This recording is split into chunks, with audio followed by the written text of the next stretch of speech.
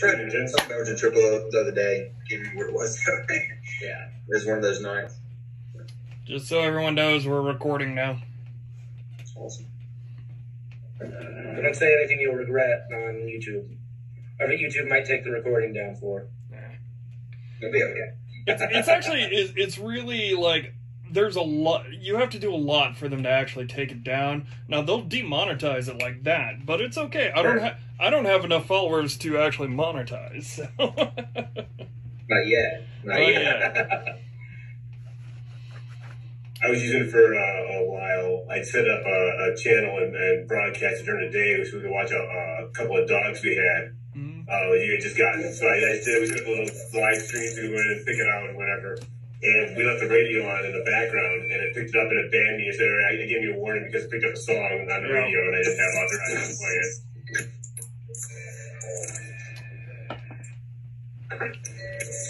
Good evening, everybody. Hi. How are you doing tonight? Evening. Happy Sunday. Happy Sunday. I'm ready for a beer. Never a bad time for a beer, although Bender might have a rebuttal to that, too. No, I'll agree with that one for the most part. Fair enough. Although I will tell you that there are times where, you know, we got to taste the product before we package and all that. So there's times where, like, I'm tasting beer at like 8 a.m. You can still taste the toothpaste, and you're having beer like. Yeah. You know, life of a brewer, whatever. I think the earliest I've had a beer is a bachelor party 9:30 a.m. beer, but I don't think I've done earlier than 9. Yeah, I mean, we're not drinking. It's like a 1 or 2 ounce pour. Like, right? No, it's a taste. Yeah. Flew overseas once and landed in Munich, and at the airport, the restaurant, waiting for the next plane. Go in for breakfast, 7:38 in the morning, and they're serving beer. And people are buying it that are coming in off the street to get breakfast. They're getting a big old stein of beer to go with their breakfast tonight. You go. You just reminded me. I did do a whiskey tasting at an airport in Scotland at 8:30 or 8 in the morning. That was something. I mean, it's sitting there free. Why not? I think the earliest drink, not the latest, because I have stayed up really late drinking before, but the earliest drink I've ever had was in an airport, and I think it was like, 6:30, 7 a.m., something like that. It was a Bloody Mary. Before getting There's a great meme. Yeah. There's a great meme. Like, airports are unlawful places. Like, airport beers at 6:30, great. Bag of chips cost $17. People in pajamas or suits, it's all fine here. Yeah. There's no rules at airports. They're just unlawful places, like a microcosm of everything else. Freaking crazy. Pretty good. So what beer did everybody try or pick up? Get the classics. I got that one. Yeah. Nice. I never made it back to the bottle shop, so I only have the doppel. Yeah. I actually just had my roommate. Doppelbock. Oh, dude, did you get the same ones? Is that guy? Ken? Ayinger and Ayinger, yeah. I got an Ayinger. Warsider? It's alright. I'm horrible. I got an Ayinger That's great. Dunkel. Or Dunkel. Heck yeah. And then This is the top block I always go with. Yeah. You got to get the little goat on the side, you know. That's half the fun. the hills. I actually had my roommate pour me and blind taste me before I got on this, and I got them right. I went with my gut. Nice. So that was a nice little act, because I was like, I could do this here, but then I won't know if I have to at least be pat. But he poured me a little bit of each, and I was actually surprised how similar they are in color. Like, I don't think I've ever had them side by side, but they are very similar in color. Nice. Oh, I purchased new beer glasses just for this class. See? Nice. Yeah. Just what we all need, new beer glasses. Rocking wine glasses. The lady actually approved of it. She was like, "Oh, we needed that." I was like, "Awesome! I'm not in trouble." Oh yeah. So Jeff, I did not get an answer to your question that you posed last week, but it's still on my radar. my bosses. But so the exam I'm taking is proctored at my work in June. So my bosses are like, I can tell they want to help, but they know they can't give too much away because they have to order stock for all the tastings. Yeah. My boss was pretty much like, she's like, I will strongly suggest that you try these 3 kind of sets of pairings right away. And so she basically assured me that Doppelbock versus Belgian Double versus Wee Heavy is going to be on the certified. And Wheat beer versus Weiss beer. And then some sort of German, light, Munich Helles versus Kolsch Pilsner. She's like, those will most likely, she didn't straight out say it, but she was, wink, wink, strongly hinted that, especially the Doppelbock versus Double versus Wee Heavy is one of the hardest ones because it all comes down to yeast, which is the hardest one to determine. So, just some insider information from what I gleaned. Yeah, like the Double and the Wee Heavy, both ales. That'd be the yeast thing, the yeast deal. Yeah. And they're all similar in alcohol too. They're all going to be in that, high 7 to low 9, especially for the classic examples. Like some Wee Heavies and, their doubles get up to about 9.5, 10, but the most classics are in that high 7 to I think high 8, low 9 range.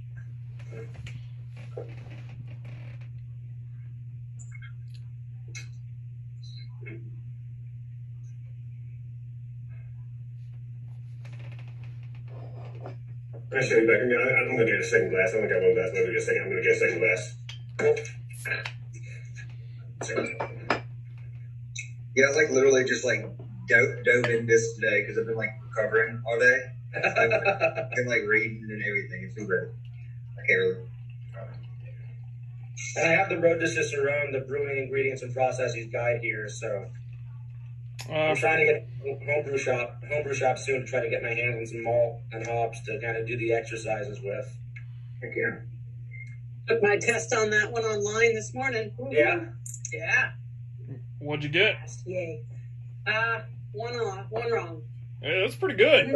I screwed up my beers, which they gave a number of beers, and which one was a ales and lagers, and I mixed them up. So that was the one. I've gone back and figured it out already, but yeah. So on to the next. Now I got the 2 hard ones out of the way. Now I'm going on to the different beer styles. So yeah.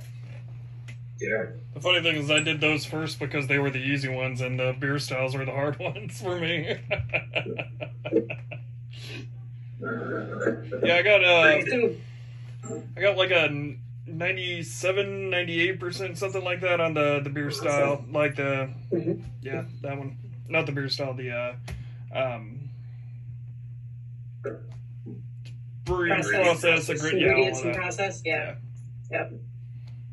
I was thinking, I wonder if this would be helpful for everybody. I mean, because I do have the Chris Cohen guide and there's some practice exams. I was wondering, at one point, I could try to send that out virtually, a practice exam. We could all take it if that's something everybody wants to do. Take it 1 week and then talk, over the course of a week, and then that next week talk about answers and stuff. I'm all about it. I can see. I just don't know if I can isolate the pages from the PDF file without sending the whole PDF out. And I feel a little cheaty doing that because I want this guy to keep his money. But if there's a way I can kind of isolate, I've already paid for it. How many of us haven't paid for it? So I haven't yet. Oh, okay. And who knows if other people start joining back, because I know Danielle is going to be back in a couple weeks, and so I don't know. I was just thinking it might be fun to take an exam together, and it's a good way to compare where our thought processes came. Because we can talk all this stuff all we want, but really it also boils down to taking the exam and strategies for that, and where our thoughts lead us to getting the answers we get. So we could do a quiz kind of thing just over this. We could, we could do something like that. The questions weren't bad in the back of those study guides. No, they're not bad. The Road to Cicerone books, they're not too bad.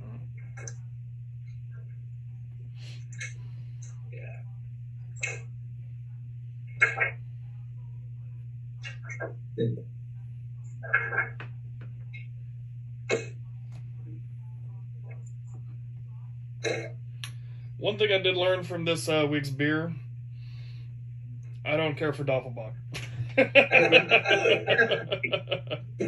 What is it? What don't you like? It's I'm gonna use the wrong.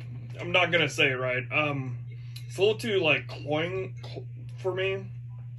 I was just about to say I can see that. I'm also noticing Jeff and Bender, yours are very dark compared to mine. Yeah. The double buck. Yeah. Yep. Yeah. Like that's interesting. I mean, because this is Polliner, which is pretty true to style as well. So I'm wondering, it's weird actually to see how much darker yours are. Yeah, Yeah. mine's the Spaten. Nice. Yeah. Which Yeah, is it's definitely dark. It's borderline black. Right. Yeah. So as I said, I'm wondering why, because you think all German breweries this is double bock. It doesn't say doppelbock, it says double bock, which is the same thing. So yeah, this has got to be at least this has got to be a 30 on the SRM. Like, yeah. The beer judging style guide talks about the lighter doppelbocks. There was a lighter version. There is a blonde. I've actually brewed a blonde, homebrew-wise, something like that. Now, I had it out in Capital Brewing out in Wisconsin. Came across it the first time out there. And I brewed it a couple times, and you expect it to be like crisper like a Helles, but it does have that that malty, almost like my wife would call it like a great Tootsie Pop, the Tootsie Pop roll or something like that. It has a great kind of malt character to it. I'm actually looking at my Doppelbock flashcard here. This is straight from Tasting Beer or the Beer Bible, and I have SRM 6 to 25. That's a big range. It's a huge range. Because of the pale. The pale is technically in that as well. Which goes from gold to brown, so... I mean, honestly, this has got to be above 25. Right, which is why... And then even the Munich Dunkel, I have SRM as 14 to 28, which is darker, which makes sense when this is a little bit tinged darker than this. The way I discerned which one was which when I was doing the blind is that the Dunkel was breadier. It was more towards that Helles kind of breadier toast mouthfeel, and then, as you said, Bevis is a little cloying, or that it's almost toward a Belgian double, which again, when you do that tasting, there's that dried fig or dried fruit and fig and kind of sweet note to it that the Dunkel didn't have. Just dried my mouth out more. So that's kind of how I got to where I got. The finish on the Dunkel should definitely be a lot drier. Yeah. So, but no, I'm just kind of intrigued actually by the reason why my Doppelbock is so much lighter and why the SRM is kind of different. But maybe I'll have to do a Doppelbock comparison with an Eyinger and a Polliner and see. Yeah. I might actually research that. That might be something I look to see why is the Polliner so different than the other ones. Because as you said, I mean, there's not much variation between the classic German breweries. It's almost like the Trappist, breweries of Belgium in that way, is that they're all so true to style. Yeah, but it doesn't take much roast malt to turn something black. That's true.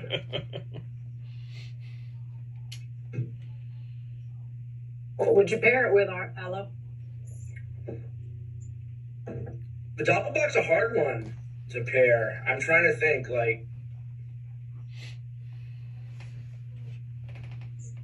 I'd almost say like a porky, something or another, like something roasted, but maybe not like a huge pork, I don't know.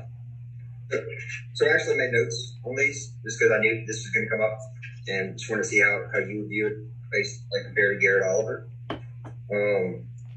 So on the Doppelbock, he recommended game meat. It's just general. Game meat, pork, potatoes, Mexican food, aged cheeses, and prosciutto. Would just be a generalized on that, but he definitely emphasized game meat on that one. Really game meat, like wild boar and stuff like that. And then on the Dunkel, he recommended venison, pork, non-spicy sausage. So your Italian sausage or your German sausages. Yeah. Roasted chicken, and then for your vegetables, it would be Brussels sprouts, potatoes again, and a big emphasis on mushrooms as well. In Tasting Beer, Doppelbock also it says rich roasty foods like duck, also perfect with chocolate cake and a triple cream cheese. I think they're really cool to try. But again, it's starting that, it's getting up the spectrum of pairing bold flavors with bold flavors, basically. It's, you're not going to pair this with a seafood. You're going to pair this with something a little heartier. These are, winter, fall, late fall into winter time beers. I mean, the Dunkel's more of a year-round type of thing, but the Doppelbock especially. The Doppelbock could go well, kind of like one of the lines, like with anything you pair the double. We talked about the similar kind of flavors in that. Like I had some braised rabbit with it that was just, with the double at least, was perfect. And I think it paired just as well with the Doppelbock as well. I can definitely see that. But do you all hear about the guy who was like 2 years ago who drank nothing but Doppelbock for Lent?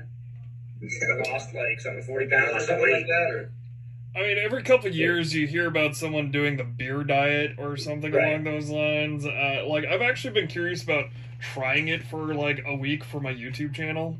But yeah.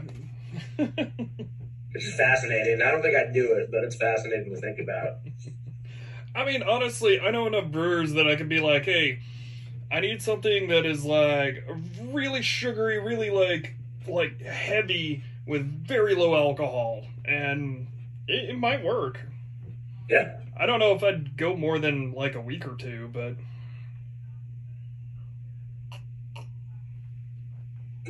So when you talk about a drier finish, what's that mean to you? I'm still learning all these terms and trying to connect them to what is happening in my mouth, or what the sensations are. For me, that's... So when I think of... Go ahead. For me, it's like that mouth drying feeling like of like a red wine, something like that would just like cause my mouth to go Sahara, like. Yeah. I was saying it's like that for me. It's like that crackery, like toasted bread, unbuttered toast. Like if you're biting into a piece of toast and you have those crumbs on your tongue, or biting into a cracker, it's that kind of it's drying your mouth out in that way, and it's kind of reminiscent of that little kind of crackly feeling to me in my mouth. And I've always found what you want to do with it when you're describing it, or just what you're looking for, is like it's not supposed to be so drying that it basically sucks all the moisture out of your mouth. Kind of like they always say, like this astringency is not. You don't want to be astringent, but a dry finish it's there. It just isn't something that lingers on your tongue very long. And I always say astringency would be like someone's always said, like take a black tea bag and just stick it under your tongue, and it would just like just get everything out of there, something like that. That's the astringency you don't want in your finish. Yeah.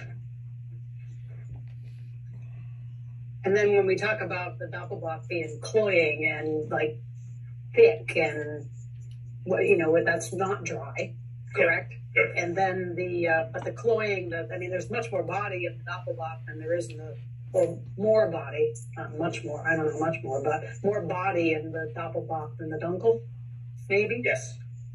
And I think, Ken, you said that Tootsie Roll or Tootsie Roll Pop is kind of a perfect example. Great Tootsie Pop. Yeah. It's sticky. Mm-hmm. Yep. There's like a sticky sweetness. It's almost like a caramel that's like a more liquid caramel and like a thinner caramel. Maybe not even just in flavor, but in consistency.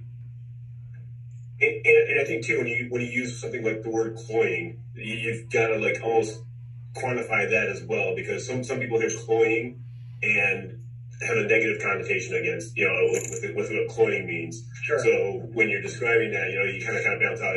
It's a cloying without like just too much in there. It's there. You notice it. But it's not like just mouth coating, stickiness that sticks around, something like that. So you always want to try when you're describing it, I feel like to kind of make sure that you're not, because it just said one word and it's going to have different connotations for everybody, and as far as what their experience with cloying might be. So, it always helps to go a little bit further than that. Yeah. And yeah, Diane, it's everybody's palates and descriptors are so different that like, what I say is cloying might not be as cloying to you or to Jeff or to, everybody has their own kind of thing. So cloying is a good word, but it might not be what your first initial thoughts are. So it's developing your own vocabulary around it. And that just comes by tasting. You got to taste through a lot. Oh, well. You gotta keep tasting beer. It's a tough life out there. Mm-hmm. Yeah. So like I find like this one here, like for me, like I don't think like I mean there's definitely more similarities to these. Like I missed last week, but I think I would think that you're going to find a lot more commonalities between the ones that we did last week from a tasting standpoint. Where these, I feel like, yeah, there's some similarities, but I don't think I'd ever mistake one for the other on this. Now I say that knowing what it is, so I'm definitely going to try some of these blind coming up. But you know, if I had to say, okay, here's a Munich and here's a Doppelbock, or here's a Dunkel, here's a Doppelbock, which is which, I could do it now. Picking the Dunkel out blind, just saying, here's a beer, what is it? You know, that's different, but... Time out. Please, we've already made the mistake. There is a Dunkelbock as well, so... Correct. Say the full name. Munich Dunkel. Munich Dunkel. And I will say that when I first opened these up, it was harder to tell right out of the fridge than 10 minutes later. Yeah, they need to warm up a little. Yeah, so that's the other thing, and that's what I'm trying to get a pulse on for the Cicerone, how they're going to serve them. Are they going to serve them at, you know, at service temperature or just right out of the fridge? Because it'll definitely make a difference. Well, they teach you to serve it at the proper temperature, so if they're not serving it to you at the proper temperature, maybe you need to have a talk with them. And on the other hand, you can use your hands to warm it up, and that does help. That's true. Think any of them are going to watch this?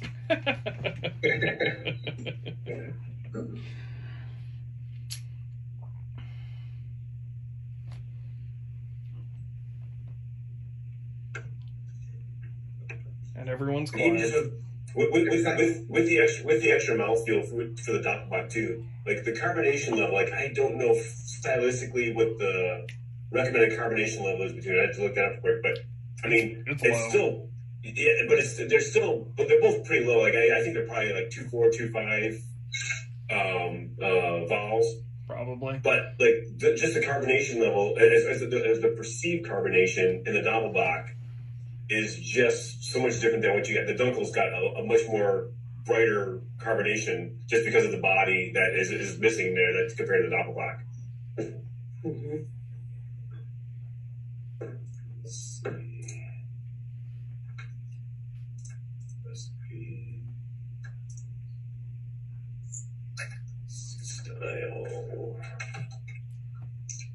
Are you taking notes? Here's one for you. I mean, this is a slightly easy one, but if we're going over German beer, word origins, what does Dunkel mean?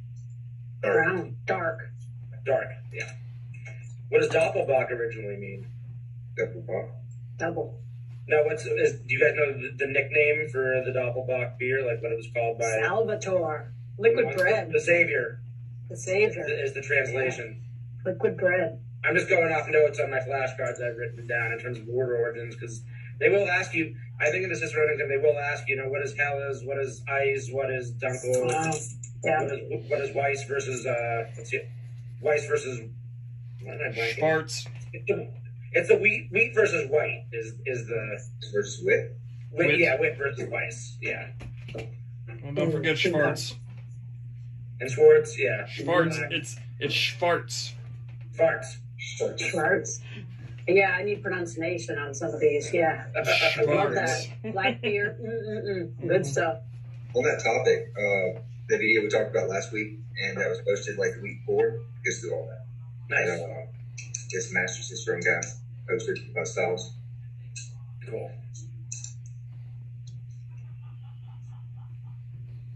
So do we want to dive into talking about draft lines or brewing? Where do we leave off? Was it?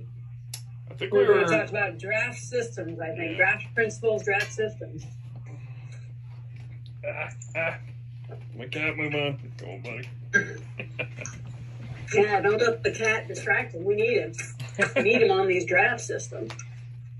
You guys, like, for future, if you guys ever have any questions, even post all of this, you are always welcome to send me questions about draft systems or whatever.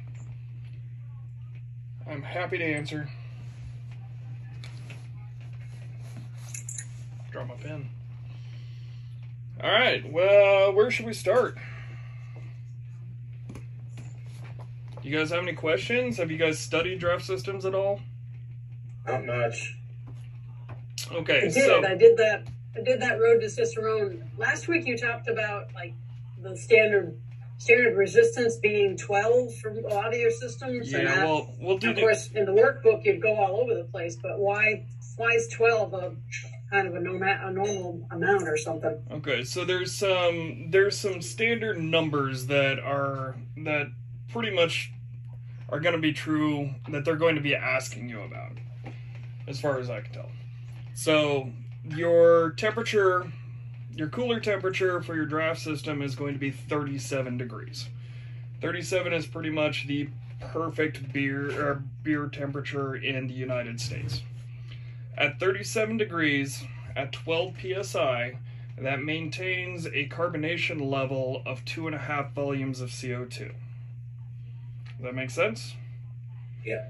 Okay, so now to keep the carbonation in solution from point A to point B, you have to build in resistance, so the beer doesn't want to change. It wants to stay the exact same from beginning to end. It basically doesn't want to move. So if you have 12 pounds of resistance built into your line, then it pretty much doesn't change in between the keg until it comes out the faucet. And that will keep as much carbonation in solution possible. So 12 psi and 37 degrees, or yeah, my brain's a little all over right now. With 12 pounds of restriction, and that's going to give you 2.5 volumes of CO2. And the main reason that all of our draft systems in the United States are built that way is because that's what Budweiser and Bud Light is. What about the length of hose and internal diameter? Well, you build in the resistance to all of that. So if you need to go direct, if it's a direct draw from and a short distance, you're going to use 6 feet of the 3/16 line. And that's going to give you basically all of it. And like it gets a little complicated as you go. And there's all kinds of stuff that you can look up. But all of your lines are actually going to have different resistance levels and all of that. And it gets more complicated if you're doing a long draw system. So a long draw system generally runs at 22 psi, but generally 10 psi of that is going to be from nitrogen, which won't go into solution at that low of a pressure. But it still has the 12 pounds of CO2 pressure in it to maintain that carbonation level. Is there a standard, when is it considered a long draw system? At what point do you say it's long draw? Is it like over 10 feet? Is there some sort of general standard? There's not really a general standard, but 10 feet wouldn't be long enough for you to deal with it. It really comes down to the point of like your resistance. So if you can push it, if you can build it, if it's got 12 pounds of resistance, then you're fine to use just CO2. But if you have to go to nitrogen, that's really when it becomes a long draw system. Okay. So if you're using, usually around 25 feet. 25 feet's probably like, yeah, I would assume at 25 feet, like a 3/8 line or anything like that would probably not be best. And it really depends on. And a lot of that changes too, like 25 feet straight line versus 25 feet where I got to go up and attach it to the roof and over, something like that. So it's going to change your dynamics altogether. Every foot up is 0.433 psi, and honestly, we don't do that much of a, like, it's 0.5. Half a psi every foot up, half a psi off every foot down you go. And that includes like where your fobs or anything else are. So if your keg's on the ground and your fob is at 5 feet, you know, you've got 2 feet up.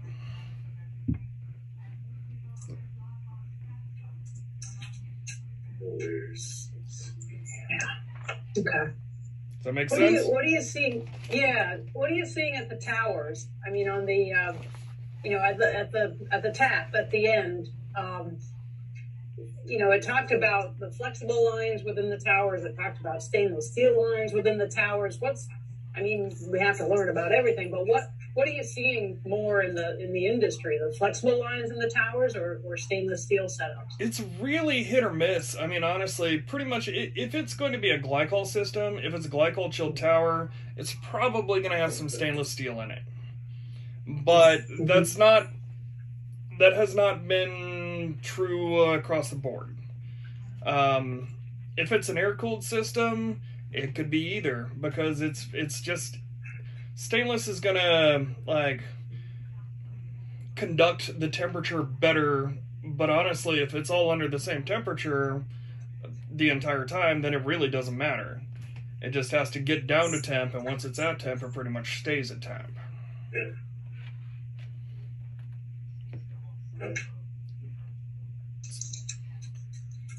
And what do you see where it joins the trunk line? You're coming out of the cooler for a long draw. Well, yeah, for long draw. So you got the keg, you got your CO2 pressure going in at the coupler. Yes. Pushing up to the fob. Yeah. Out to the main line. To the trunk line. In the trunk line. Yeah. So if it's a direct draw, you're not going to have a trunk line. It's going to be individual lines to the tower or to the shank that is for the faucet on the backsplash. But if it's going to go, if it's a long,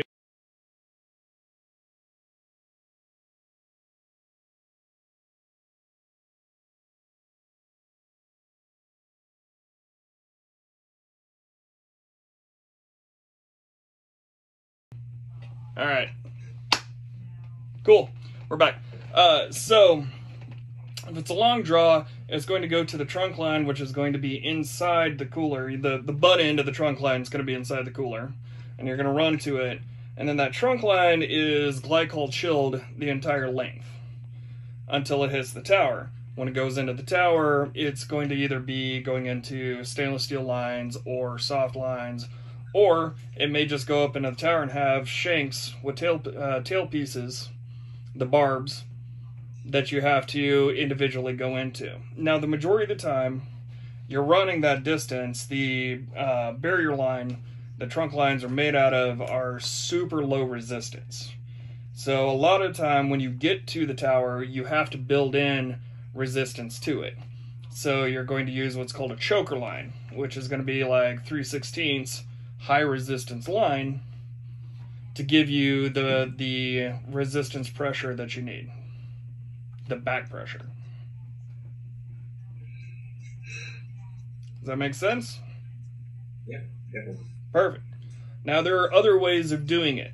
And I kind of prefer the other ways because of the fact that you're, like, if you build a system for 12 pounds of resistance or a system for 22 pounds of resistance, you're kind of, like, narrowing what you can actually run. That's all designed to run 2.5 volumes.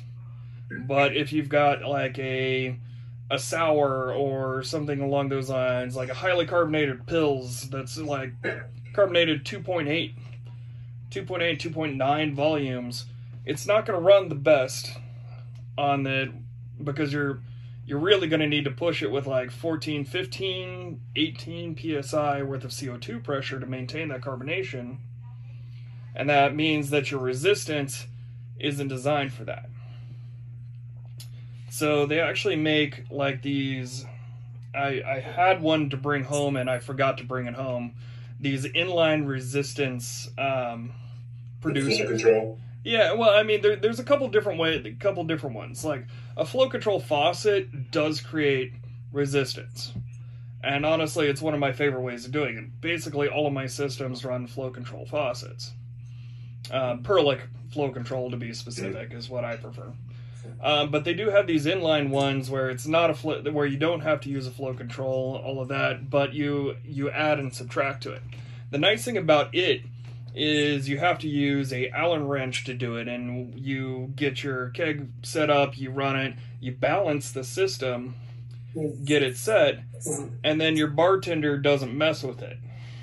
Unlike a flow control faucet, which I don't know if you've ever seen bartenders, but they're like, yeah, messing with it constantly. And that's not what a flow control is supposed to do. You're supposed to get it balanced, get it set, and then leave it. So...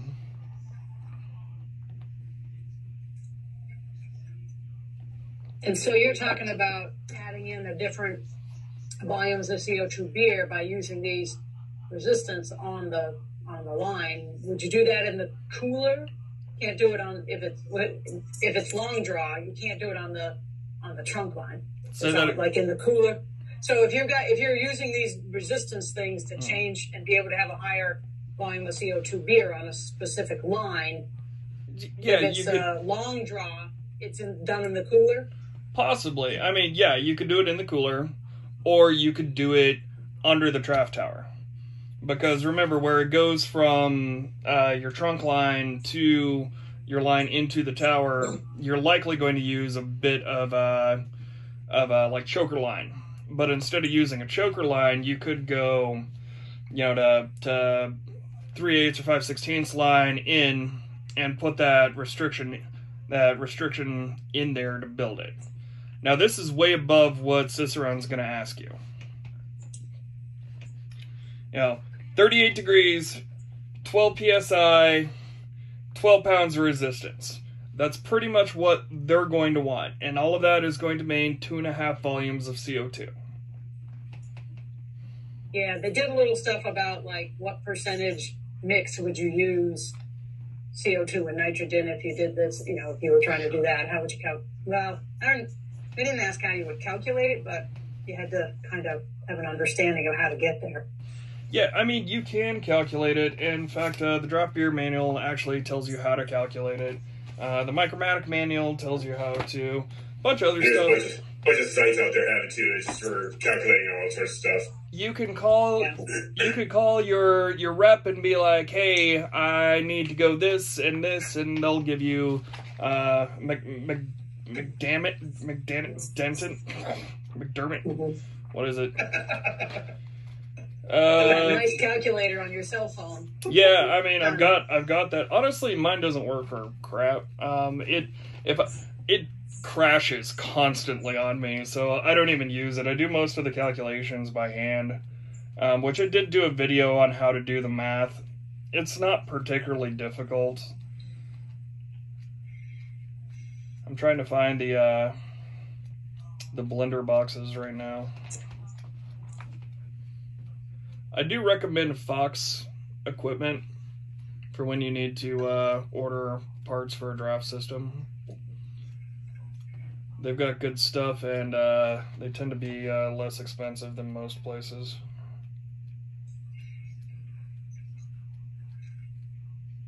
And no, I'm not being sponsored by them.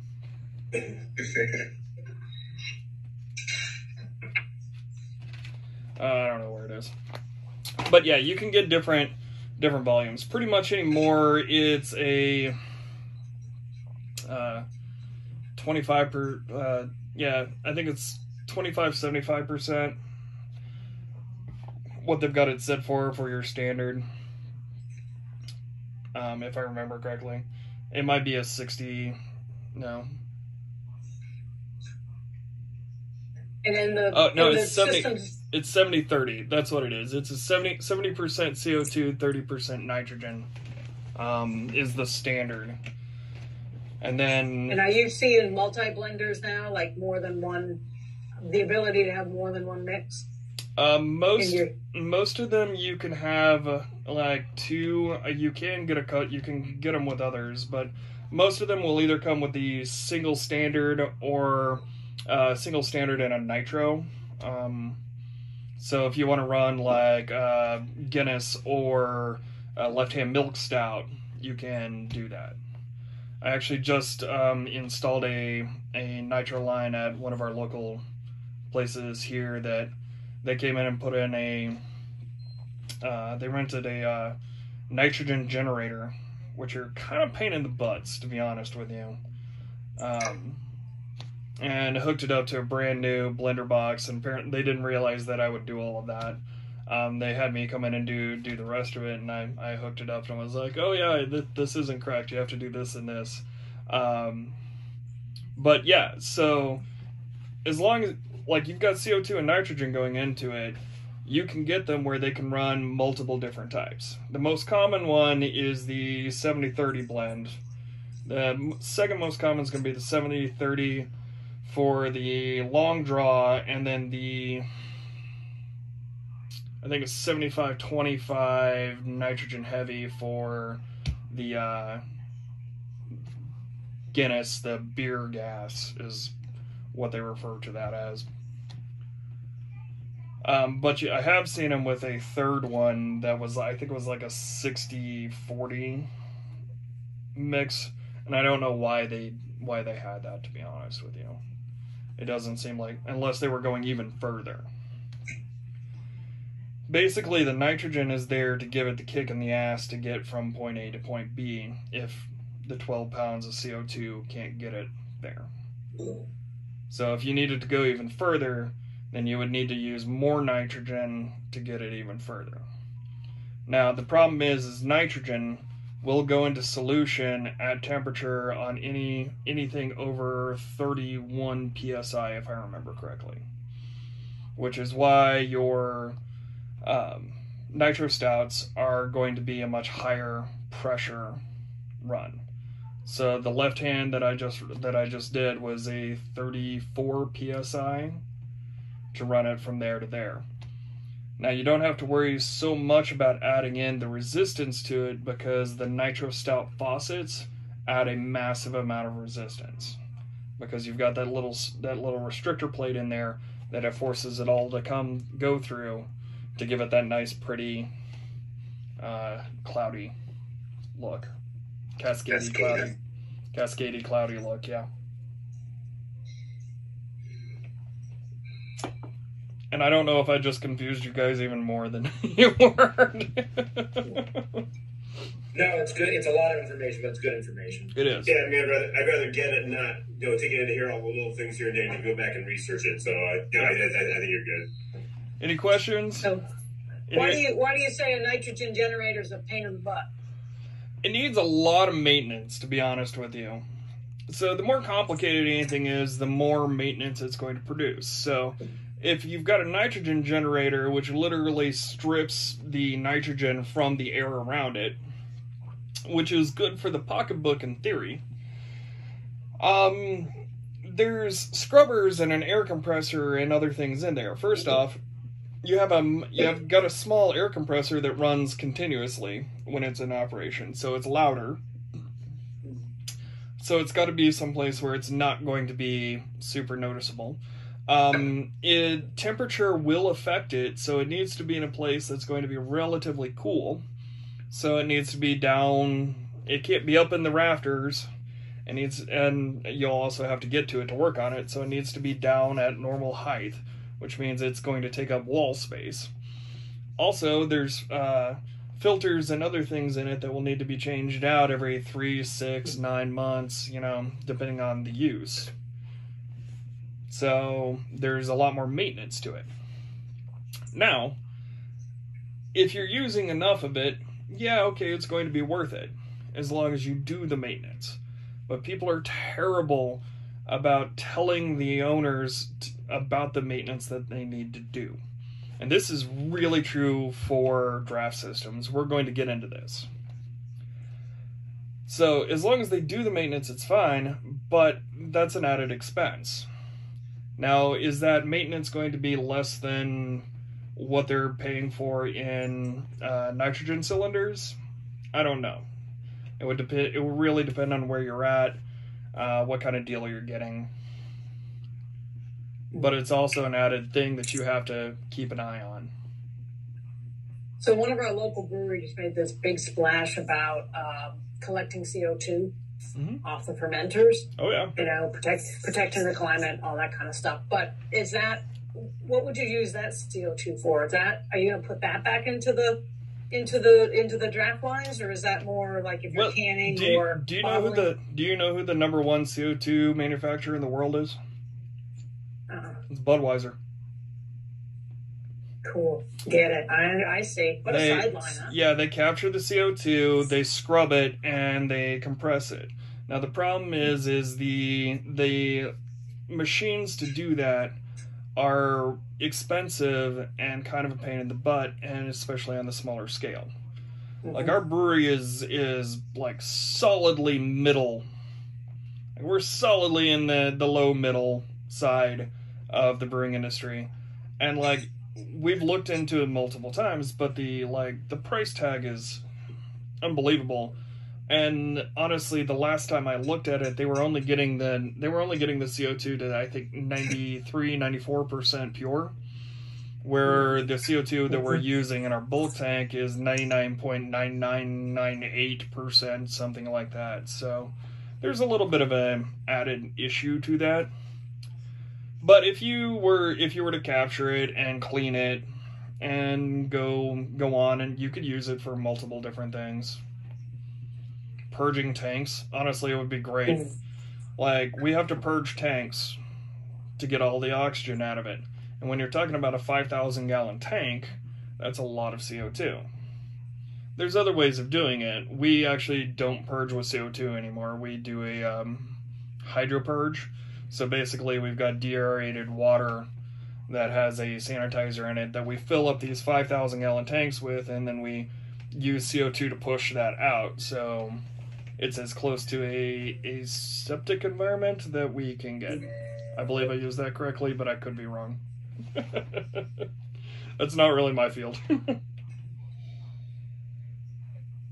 So, well, I don't think it's a DHA. So, out of for the certified test, how much is our draft systems part of the test? I mean, I know in the syllabus, it's like draft principles, draft systems, like that. I'm pretty certain it's a big portion. Now, I haven't taken it yet, but like, from everything I've heard, people are like, yeah, study draft systems. Okay. So, know what a coupler and a fob is. Yeah, I did the Beer Savvy one, and they went over a lot of the basics on something like that. And it's like, yeah, I was kind of surprised how much you actually know just from home brewing and just being around some of the stuff here and there when you go to breweries like that to help out with stuff. But yeah, it's. I'm gonna be honest. I know brewers that don't understand how a coupler works. So, and these are professional brewers that have been around for years.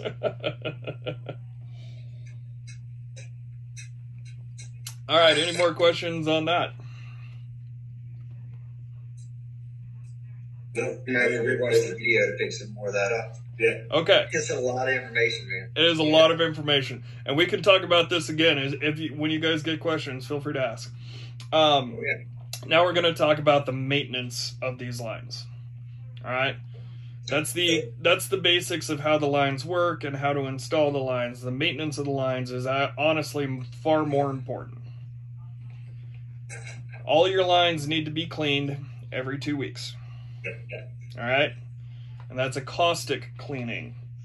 Now, there's a lot of question on using your static cleaning versus your dynamic cleaning. So, your cleaning pot versus your pump. And I can get into that here in a bit. So, but every 2 weeks, you run your caustic through. Now, what caustic concentration do we need to run? 2 to 3%. That's correct. What temperature do we need to run? Was it? I can't remember. I'd be guessing. All right. The hotter, the better. Now, most of your caustics will activate around 110 degrees. So if you're in a commercial environment with a commercial hot water heater that will hit 165 degrees, that might be a little hot, but it's good. Use like 150. If you have a standard hot water heater, non-commercial, I think its top temperature is like 130 or something like that, 140. Basically use as hot as you can. Because especially with a long draw system, you're going to push it that entire length. And that trunk line has been chilled with glycol the entire length. So basically, by the time you get it out there, at the beginning of it, it's going to be cold. I always run hot water from through the trunk line first to try to heat up the trunk line to get it to temp before I run my caustic. All right? Makes sense. Okay. So temperature is a big deal. Now, on the instructions on all of your chemicals, depending on which chemical you use, it will actually tell you what it wants. Always read the stuff first. Read the bottle. That's a big thing. Just read the bottle. Also, these chemicals are really harsh, so safety glasses and gloves are highly, highly recommended, as in put them on and wear them. But every 2 weeks, what's the other thing that needs to be cleaned? Faucets. Your faucets. Your faucets need to be pulled off, they need to be torn apart, they need to be inspected and hand scrubbed. Make sure they're clean, make sure they're sanitary, put them back together, reinstall them. And that's pretty much what you need to do every 2 weeks. Now, what do you need to do quarterly? Acid cleaning. Acid. Yeah. Acid. So you do your rinse, you do your caustic, then you do your rinse, and then you do an acid. And then you do your rinse, and then you do your beer. What else do you do on your quarter? Clean the couplers. Mm-hmm. Not only do you tear apart your faucets and clean them, you tear apart your couplers and clean them. You also do an inspection if you have your fobs. Like, I personally, some people will say, like, you can do your couplers every 6 months and your fobs every 6 months. I prefer to do them every 3. That way, I don't want any kind of beer stone buildup, anything like that. For one thing, any starts to appear, it's harder to clean. Also, that's an area that you can harbor, like, pretty much anything. Bacteria that will cause spoilage issues, other things like that. And acid is there to help, like, remove all of that. That's what acid does. Sorry, brain. So I like to do it every 3 months. What do you do on the 6-month mark?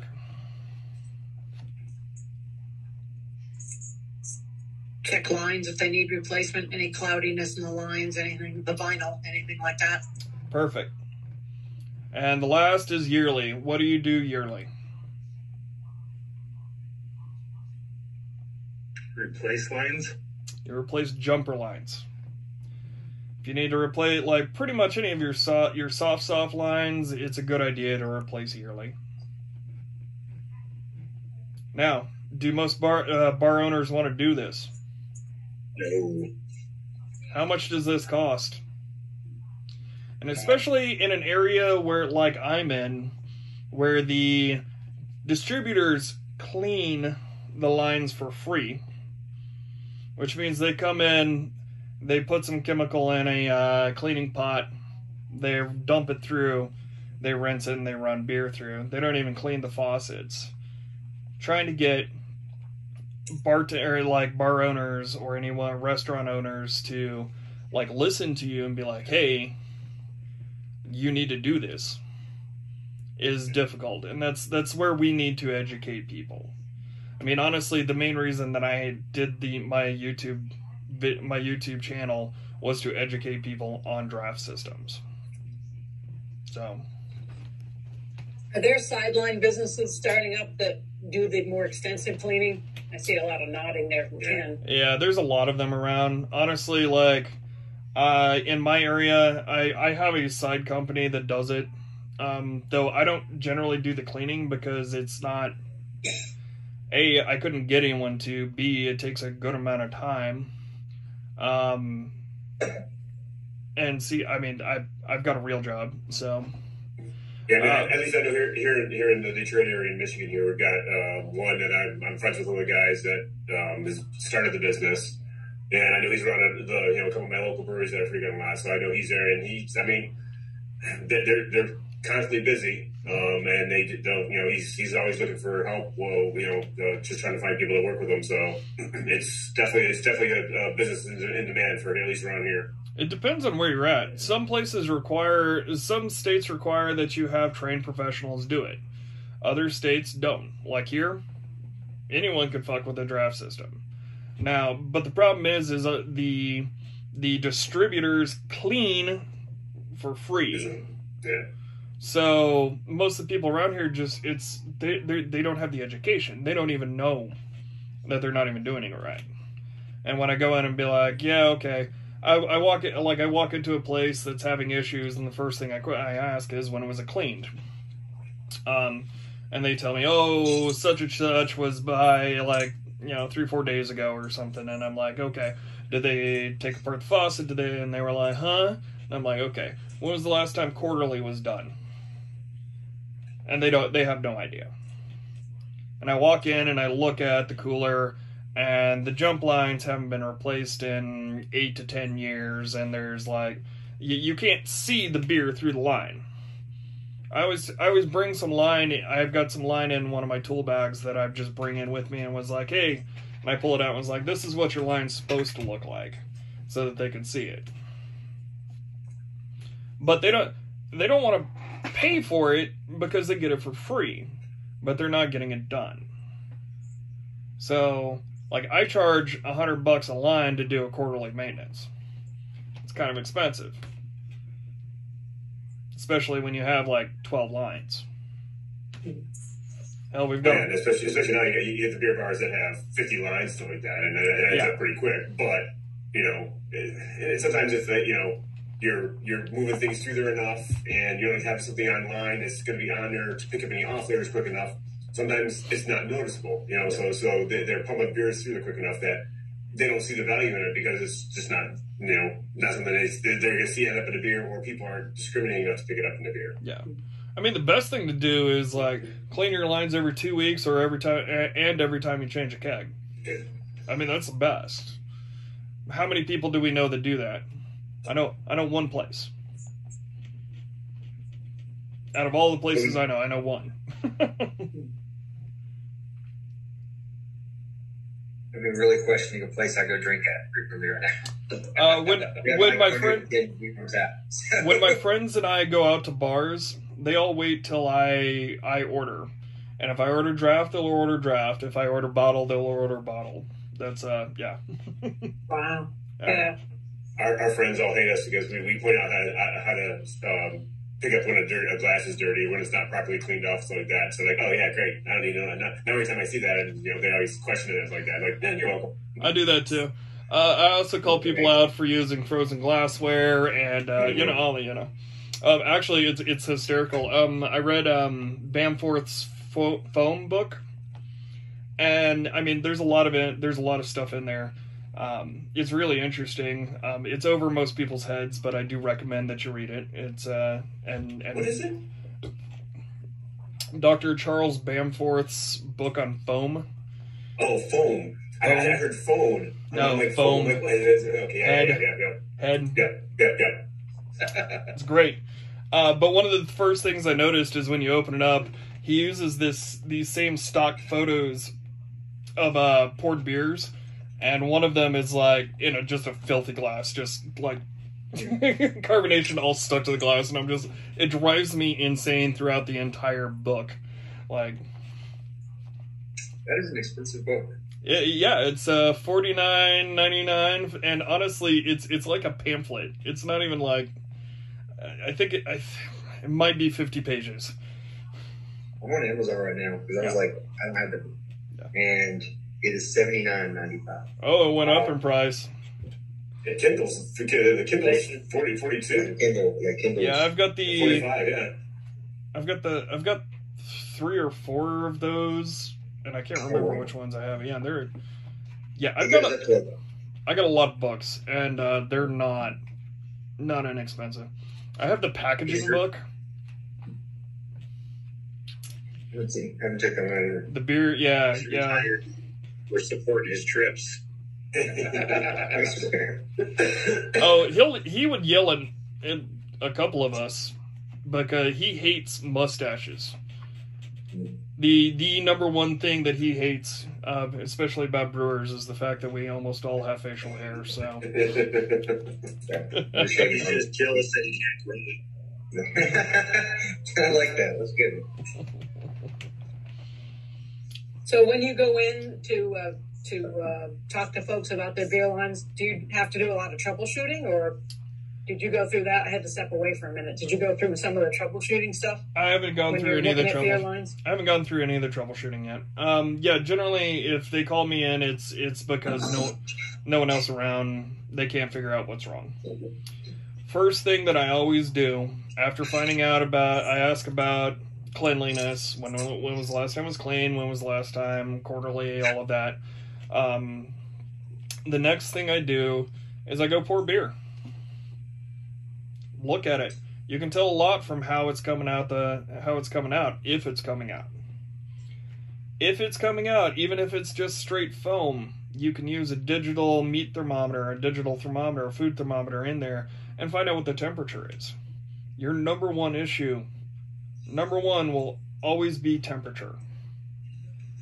For every degree over 38, the CO2 in solution becomes more volatile, which means it wants more pressure to maintain that carbonation level. And this is actually a good thing for you to know. If you're having problems, if your cooler's having problems and it's running at 40, 42 degrees, something like that, a short-term fix would be to raise your CO2 pressure. And that will hopefully get you through until your HVAC guy can come and get you back in proper operation. But that will mess with your carbonation levels. Because if it's running 12 psi to maintain that proper carbonation, but your temperature's up and you need to raise your CO2 level to maintain it, that means over time more CO2 is going to go into solution, which is going to raise your carbonation level, and it will actually exacerbate the issue in the long term. That makes sense? Okay. Number 2 will be pressure. I can't tell you how many times I've gone into a cooler. If the temperature is pouring at, 36 to 39 degrees, if it's pouring at a relatively normal temperature, I can't tell you how many times I've gone into a cooler and I've looked at the pressures and they're down at the 5, 6, 8 mark, or on a long draw. I mean, this is very true on the long draws. I walk in and I look and pressures are 12, 15 psi, and I'm like, okay, this is an issue. So you got to raise your pressure, get it to the proper pressure, and people for some reason always want to go low.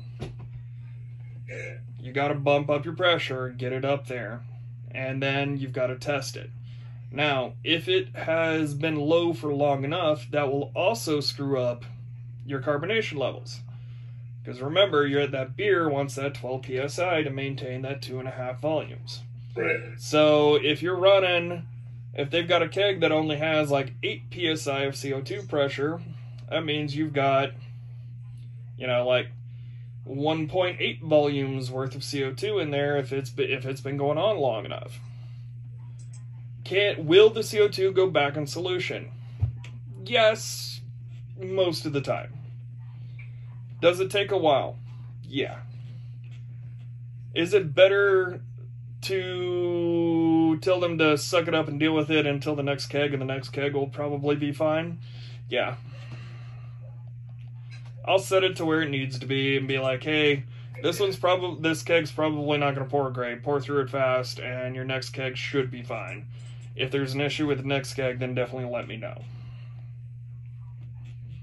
Because it can take days to weeks for that CO2 to go back in carbonation.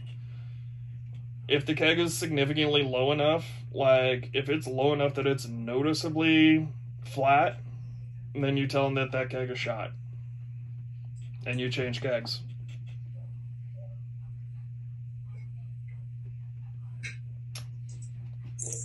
Make sense? Even though it's at low, okay, if it's supposed to be at 12 and it's at 8 or whatever, you're still pressurized there, so you're not going to necessarily, it's not getting oxidized.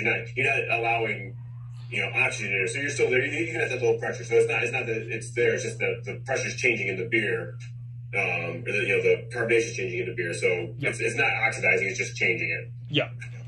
So yeah, no, we're not talking about anything oxygen related. The only thing oxygen related really to worry about so much in these things is make sure your fittings are tight. Your beer nut gaskets are good. But the main thing is if you ever see anyone using like an air compressor, like I've never seen anyone use an air compressor, but like every class, all of them, like everyone's always like, don't use an air compressor. Yeah, don't use an air compressor. That's kind of a no-brainer. Oxygen bad for beer. Make sure all your connections are tight. Make sure you use the right clamps on your lines. Oh, this is actually another thing. All of us professionals, we use a stepless stainless steel crimp clamp. Oedeker is the other name for it, which is actually a company name.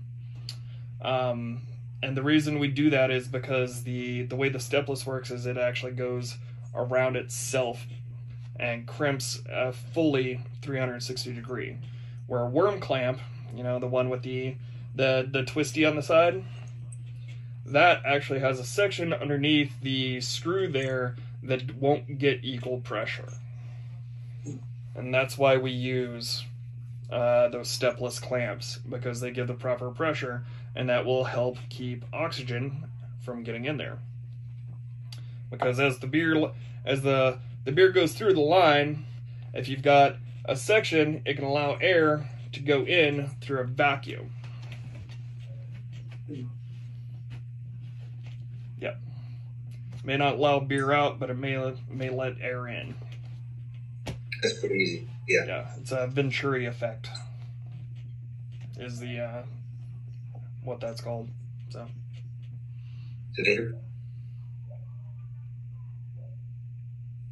Better may have froze. You guys froze. What's up? What was the question? There he goes. All right. Last one for troubleshooting. Cloudy beer. Cloudy beer. Okay, that can be a couple different things. Cloudy beer generally is going to be like a protein issue or temperature, like chill haze. Is going to be like a big one. But chill haze isn't going to have any real flavor issue to it. It's just going to be an appearance. The first thing I would do, cloudy beer, was I would pour some, I would check it, I'd look it, I'd smell it, and then I would taste it. If it doesn't have any off flavors, off scents, or anything like that, it's probably just chill haze, and it's probably just has to do with that particular keg wasn't handled correctly.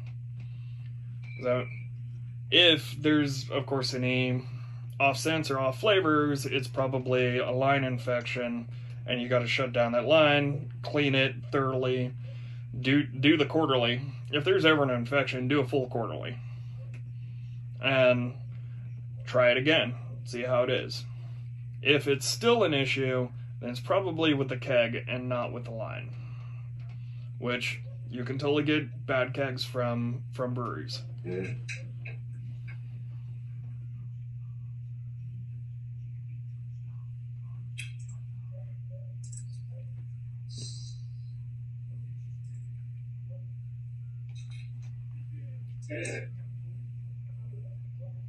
So when you go in and when you're helping out a brewery, do a quarterly cleaning or something, are you usually using a pressure pot, or you got your own pumps? I have both.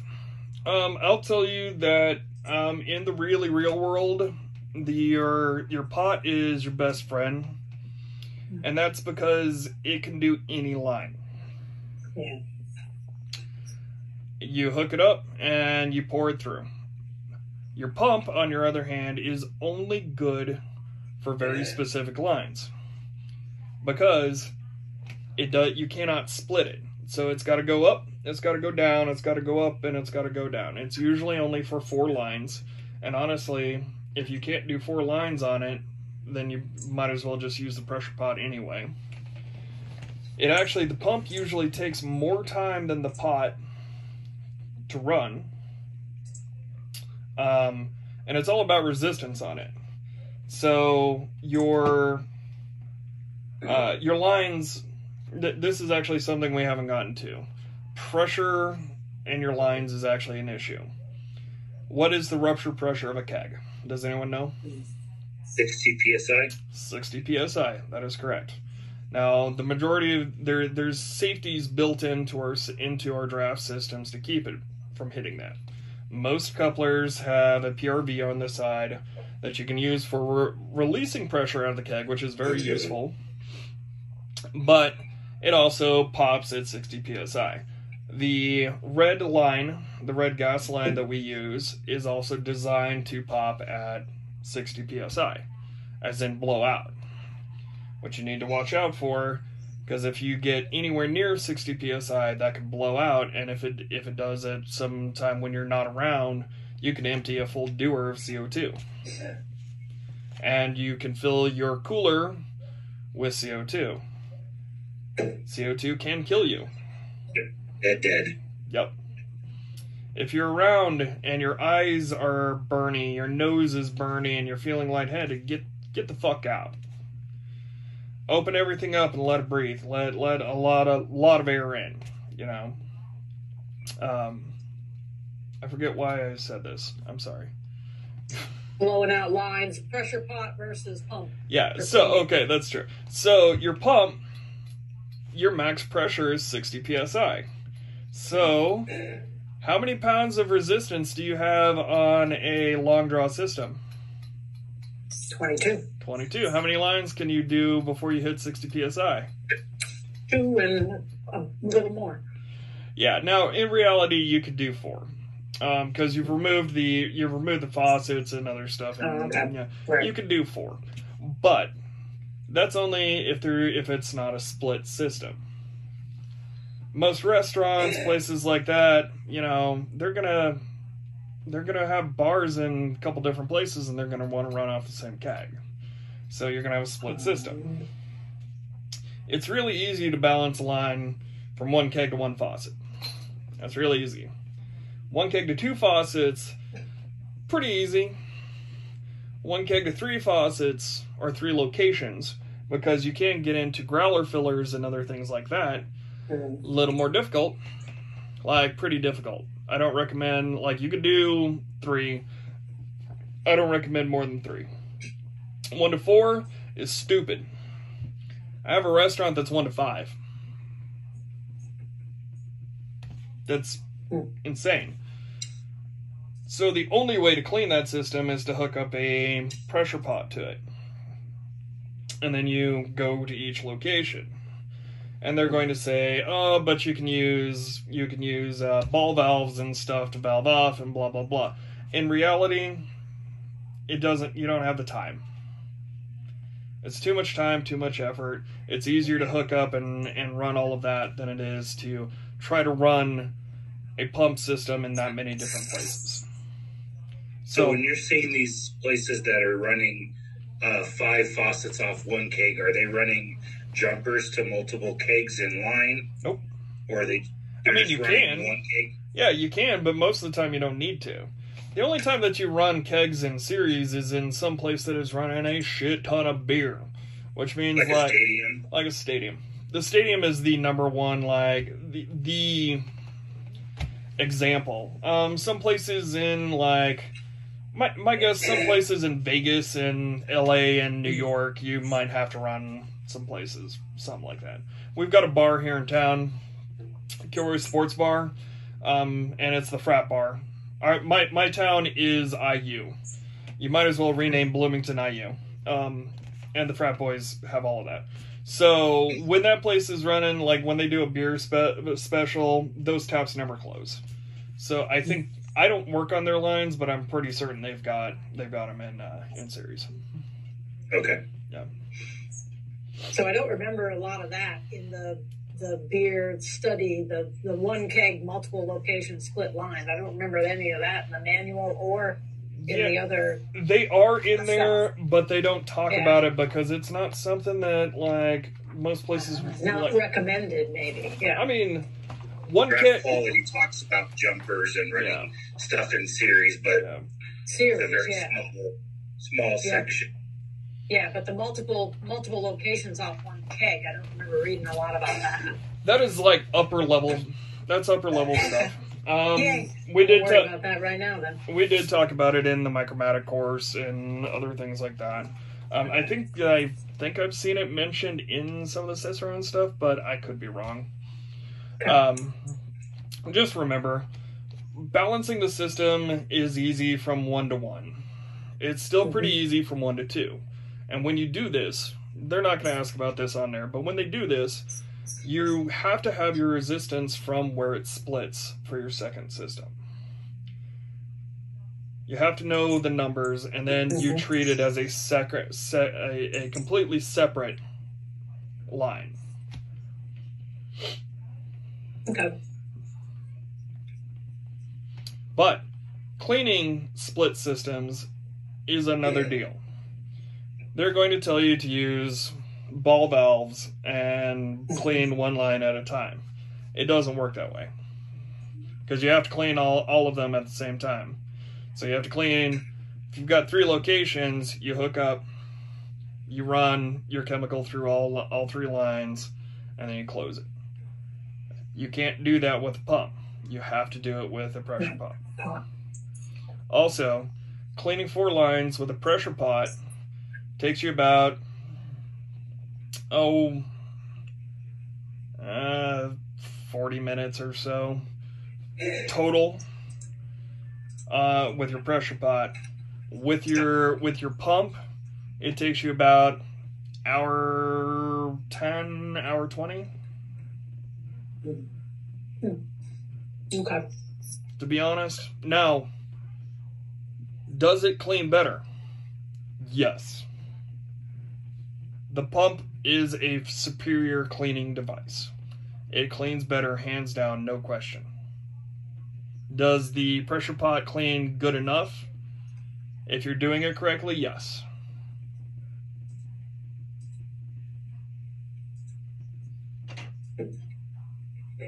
All right. Next.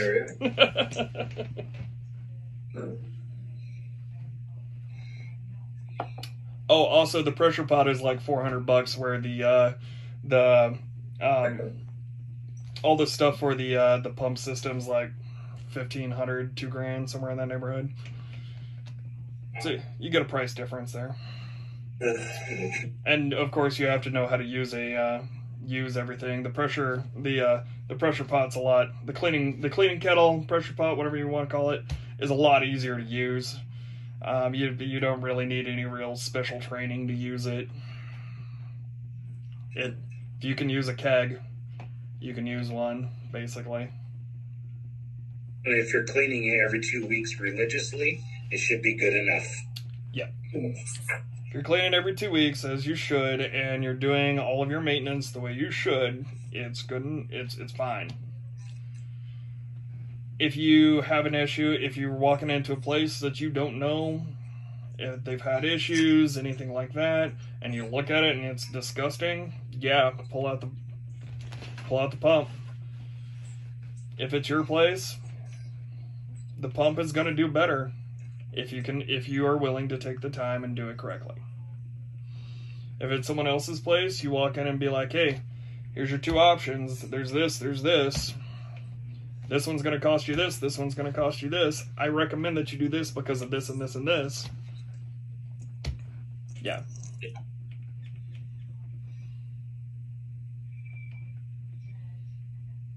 We want to wrap it up there for the night and not dive into the brewing process. Probably a good idea. Yeah. We can touch on the brewing process and some ingredients next time. Sounds good. Cool. So next Sunday is Easter. Do we want to do? Is it? Do we want to do? Yeah, next Sunday is Easter. Okay. I don't want to switch it to Monday night. Could do. Monday's good for me. Following Sunday, I'm going to be away, so I'd prefer to switch it the 24th to the Monday night as well. So maybe Monday night the next couple of weeks. Too far out. Just message us. I won't remember. Okay. Yeah, no, that's fine. I'm just, especially for next week, I think, since it's Easter. But, all right. I was going to suggest wit beer versus Hefeweizen for tasting. Ooh. That's fair. Yeah. Open to suggestions. No, that's good. Sounds good. So the 18th, 8 o'clock at night. Wit beer and wit Hefeweizen. Yeah. The one issue with going to Monday nights is I am a pumpkin and I go to bed early because I get up real early. So Monday night we will have to end at 9. You want to do it earlier on Monday, or does 8 still work for everybody? Earlier is fine with me. I'm flexible. 7 Eastern Standard. Yeah. Yeah, I mean, it's going to work for some people, work for other people. Yeah. You know, same way. So. You want to do Monday at 7? Okay. Yeah. Okay. That works. Yeah.